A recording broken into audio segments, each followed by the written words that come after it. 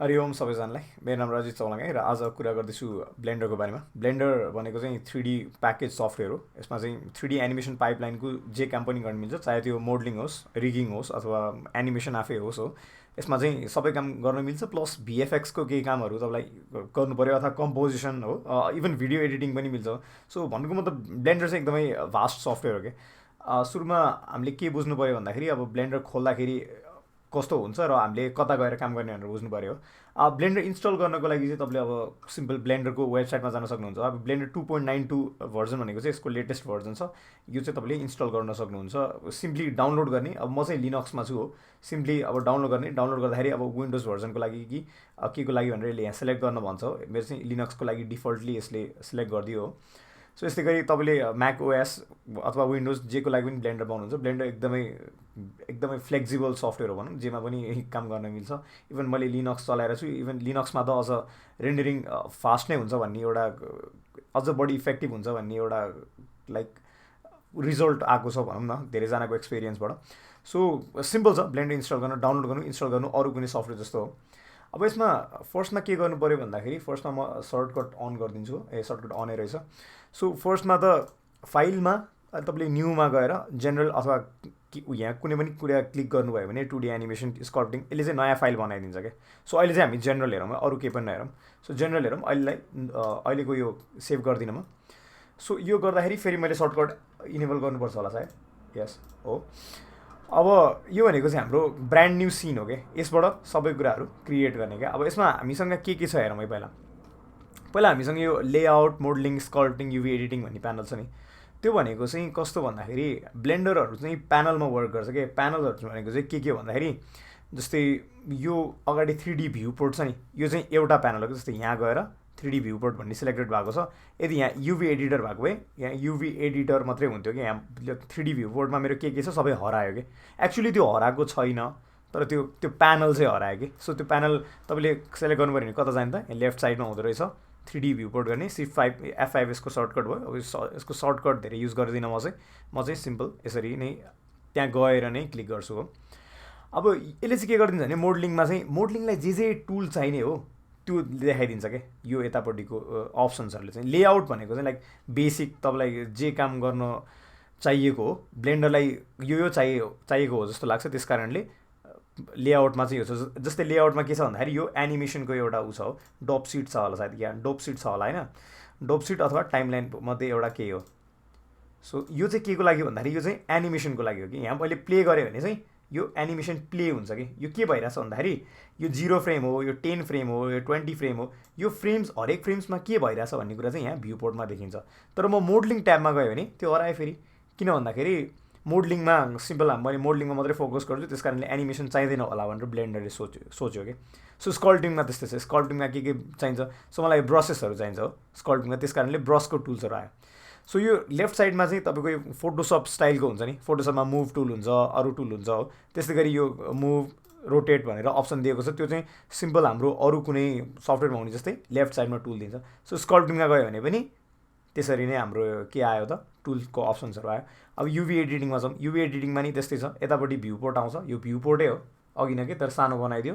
अनि त्यसपछि यतापट्टि चाहिँ युभीको अप्सन दियो कि। सो भन्नुको मतलब तपाईँले अब 3D जब सिक्दै जानुहुन्छ त्यसमा चाहिँ तपाईँले युभी एडिटिङ, टेक्सचर पेन्टिङहरू सिक्दै जानुहुन्छ हो, त्यति बेलामा थाहा हुन्छ कि तपाईँलाई यसले यस्तै चाहिँ किन गर्यो होला। सो ब्लेन्डर एकदमै आउट अफ द बक्स नै राम्रो काम गर्ने खाले सफ्टवेयर हो क्या। अब यसलाई पनि मैले अब युभी एडिटिङ मलाई कम एरिया चाहियो भने यसरी ड्र्याग गरेर यता ल्याउन सक्छु हो। सो यस्तै गरी प्यानल्सहरूको बारेमा तपाईँ अब लाइक काम गर्दै जाँदा बुझ्दै नै गर्नुहुन्छ हो। अहिले चाहिँ सिम्पल अब तपाईँलाई मोडलिङबाट स्टार्ट गर्नुहुन्छ होला सायद, लेआउटबाट स्टार्ट गर्दा हुन्छ। किन भन्दाखेरि लेआउटमा एनिमेसनको पनि हुन्छ। स्पेस प्ले गर्नुभयो भने तपाईँको यहाँ लाइक एनिमेसन प्ले हुन थाल्छ हो। सो लेआउटबाट गर्दाखेरि राम्रो के।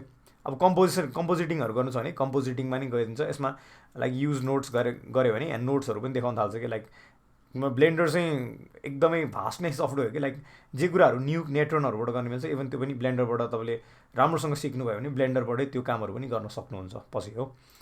सो अहिले चाहिँ लेआउटमै छौँ। लेआउटमा अब यो हाम्रो यो सर्टकट VUR भनेर देखिराख्नु छ नि, यो भनेको चाहिँ यो साइडको प्यानल हो। यो चाहिँ लेफ्ट साइड भयो होइन।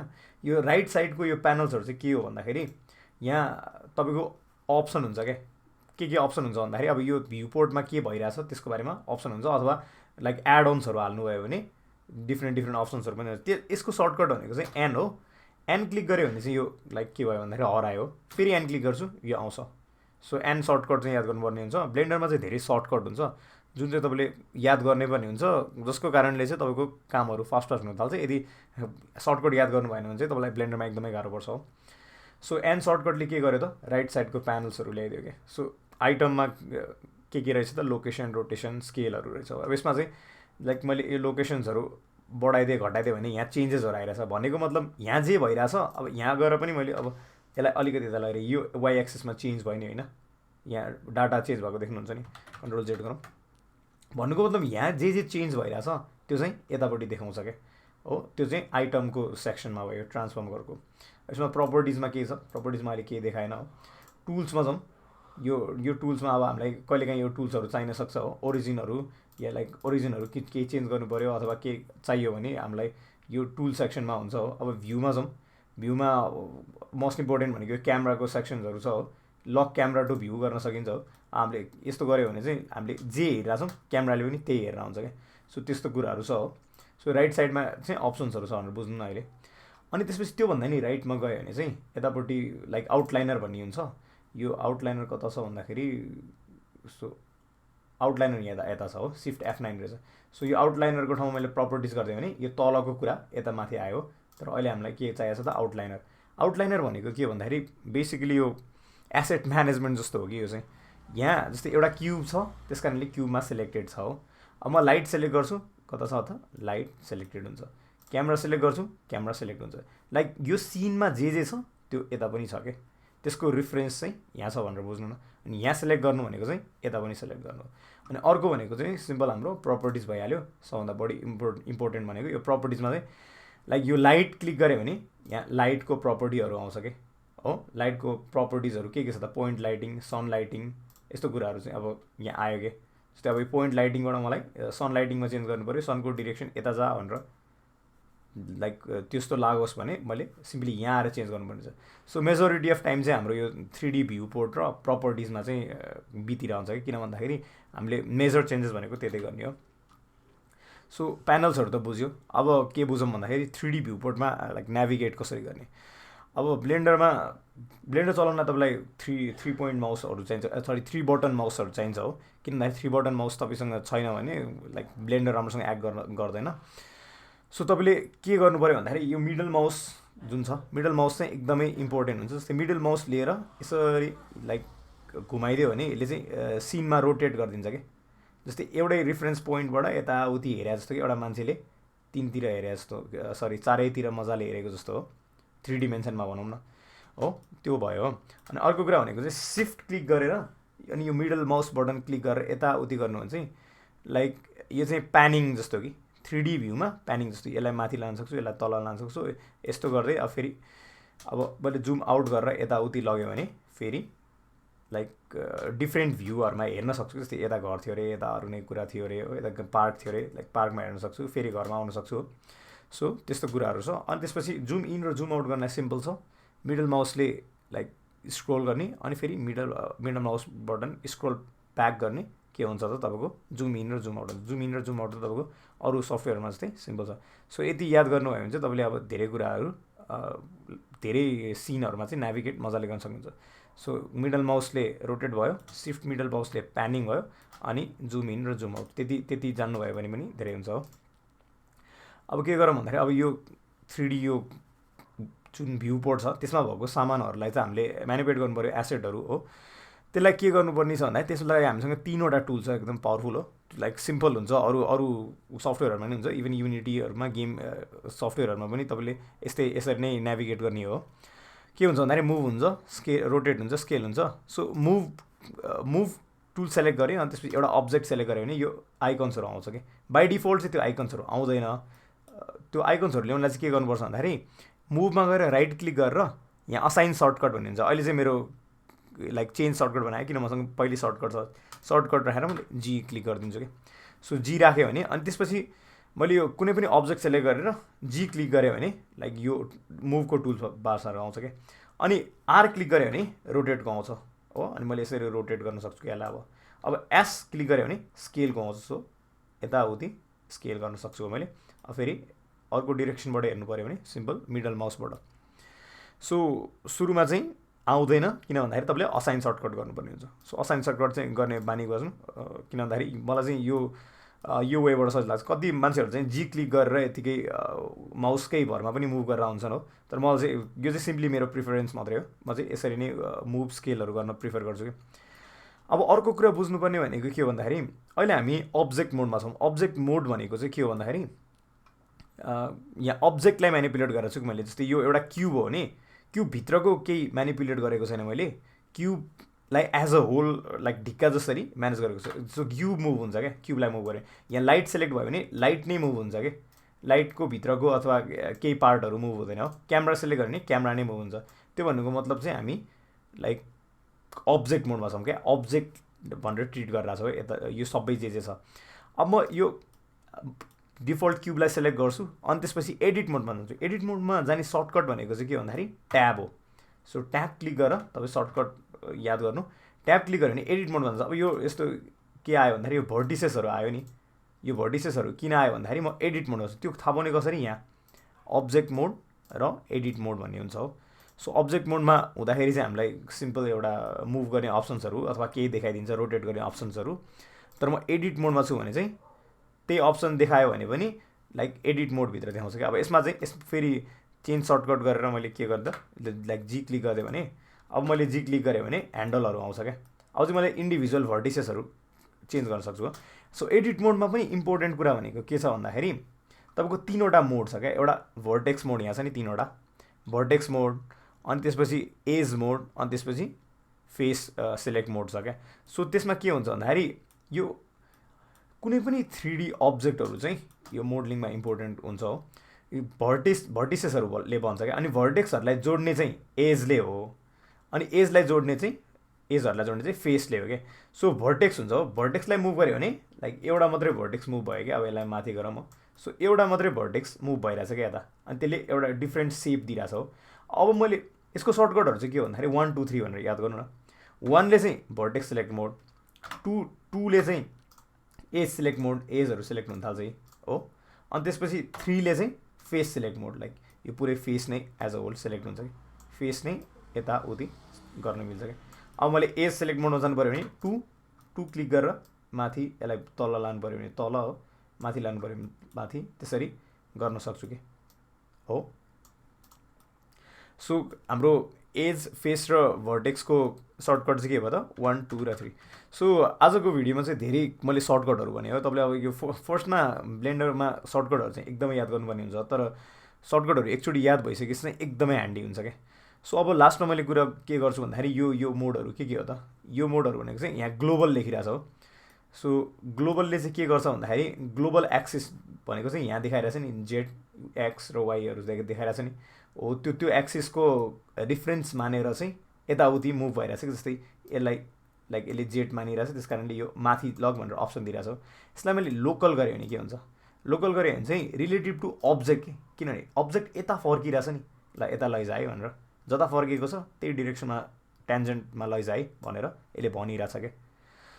त्यो भन्नुको मतलब चाहिँ यो लोकल एक्सिसमा आयो क्या। अब ग्लोबलबाट लोकल अरू पनि हुन्छ हो, नर्मल एक्सिस भन्ने हुन्छ। नर्मल एक्सिस चाहिँ यो यता गइरहेछ भने यसको ठ्याक्कै नर्मलमा 90 डिग्रीमा जा भनेर भनिरहेछ हो।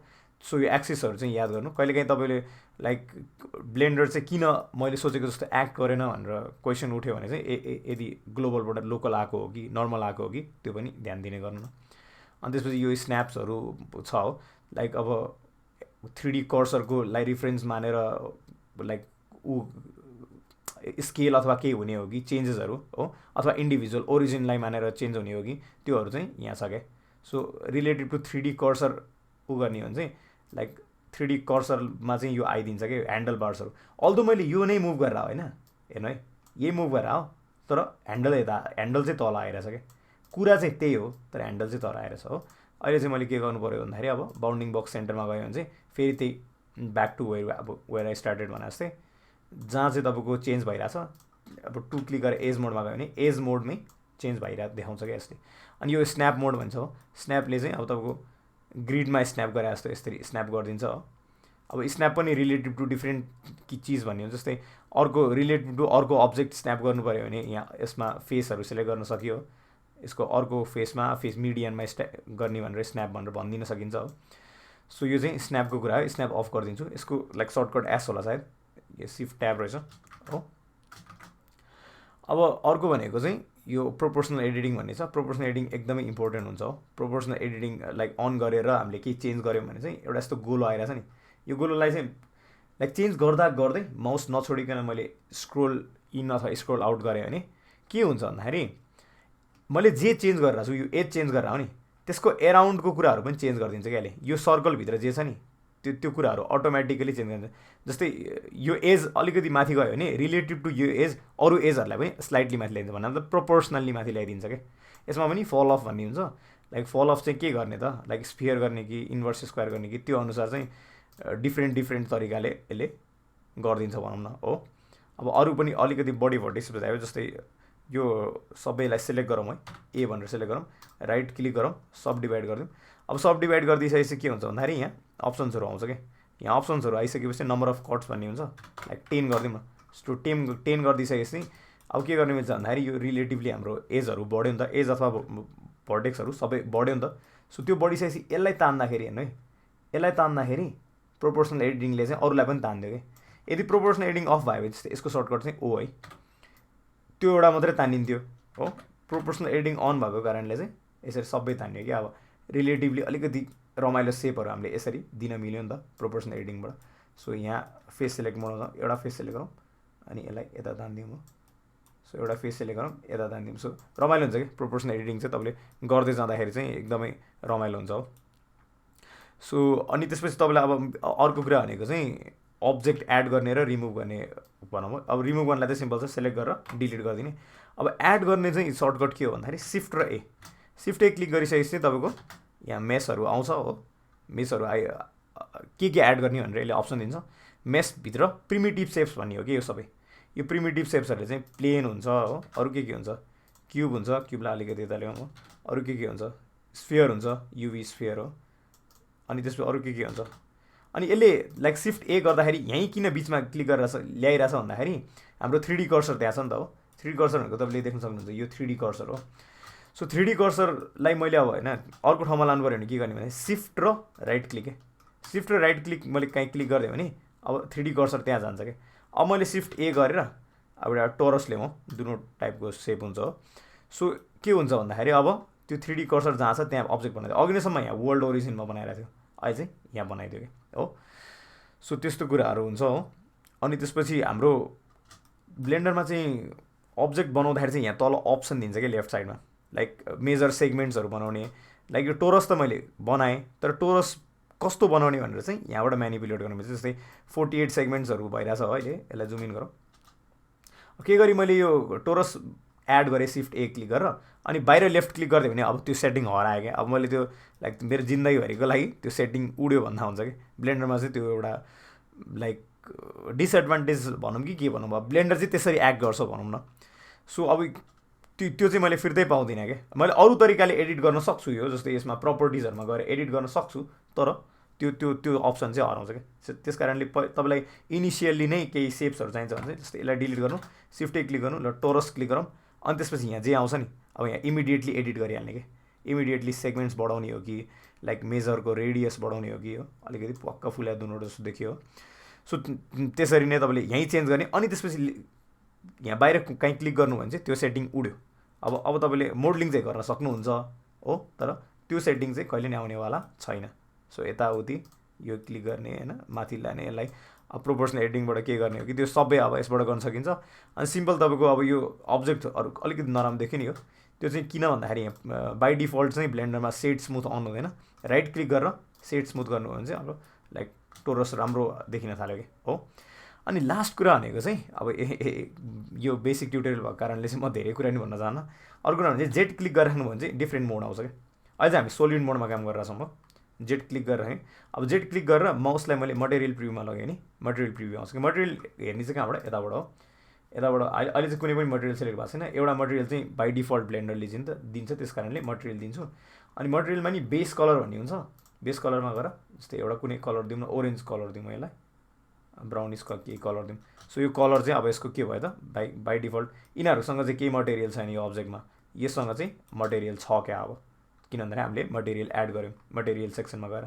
सो जेट क्लिक गरेर वायर फ्रेममा पनि जान सकिन्छ। वायर फ्रेम भनेको चाहिँ के हो भन्दाखेरि सिम्पल तपाईँको यो अब्जेक्टको फाउन्डेसन जसरी दिन्छ क्या, ब्लु प्रिन्ट जसरी केले बनाएको छ यो सबै भित्रभित्रको नै हेर्न मिल्छ क्या वायर फ्रेममा चाहिँ। अनि सोलिडमा चाहिँ तपाईँको के भन्दाखेरि लाइक एडिट मोडमा गयो भने सर्फेसमा जे छ त्यो मात्रै हेर्न मिल्छ। अनि मटेरियल प्रिभ्यूमा त सिम्पल तपाईँको कलर्सहरू सबै हेर्न मिल्यो। इभन मटेरियल प्रिभ्यूमा गएर तपाईँले ट्याब थिचेर एडिट मोडमा गएर डिरेक्टली यसरी काम गर्न सकिन्छ।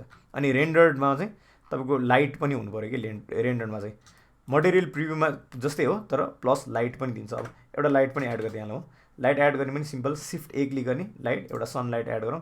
अनि सनले तल देखाइरहेछ, डिरेक्सनल लाइट दिउँ यतापट्टि हो। सो अब के भइरहेछ भन्दाखेरि सनलाइटले चाहिँ यहाँबाट डिरेक्सन आइरहेछ, तर त्यो सनलाइटले कति लाइट दिन्छ भनेर हेर्नलाई चाहिँ हाम्रो प्रपर्टी हुन्छ यहाँ, लाइट प्रपर्टी। यो प्रपर्टी सेक्सन चाहिँ कस्तो हुन्छ भन्दाखेरि यो डोनोटमा अथवा टोरस हो, यो डोनोट होइन, डोनोट जस्तो देखिन्छ तर टोरस भन्ने अब्जेक्ट टोरस 001 भनेर ट्रिट गरिरहेछ ब्लेन्डरले। टोरस क्लिक गऱ्यो भने टोरसको प्रपर्टिजहरू देखाउँछ यहाँ, लाइक टोरसमा के गर्न मिल्छ त्यो प्रपर्टी। लाइटमा क्लिक गऱ्यो भने लाइटको प्रपर्टिजहरू मात्रै देखाउँछ क्या, लाइटमा के चेन्जहरू गर्न मिल्छ। यसमा चाहिँ युनिभर्सल प्रपर्टिजहरू यो 4-5वटा छ। अनि त्योभन्दा तलको चाहिँ लाइक लोकल प्रपर्टिजहरू, अब्जेक्टको प्रपर्टिजहरू छ क्या।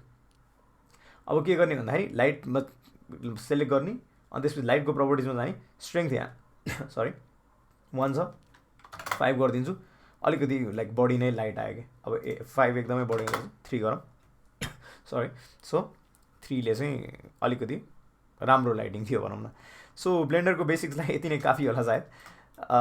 अरू ट्युटोरियल्सहरू पनि हेर्दै गर्नु होला। म चाहिँ लाइक ब्लेन्डरको एउटा सिरिज नै गर्ने विचार गरिरहेको छु मेरो च्यानलबाट। अनि सपोर्ट गर्नु होला यदि तपाईँलाई अब 3Dमा इन्ट्रेस्ट छ भने, अथवा इभन तपाईँ क्रिएटिभ मान्छे हो, अरू फिल्डबाट यता आउन चाहनुहुन्छ भने पनि लाइक ब्लेन्डर चाहिँ मजाले प्र्याक्टिस गर्नु होला। अनि त्यति हो, धन्यवाद।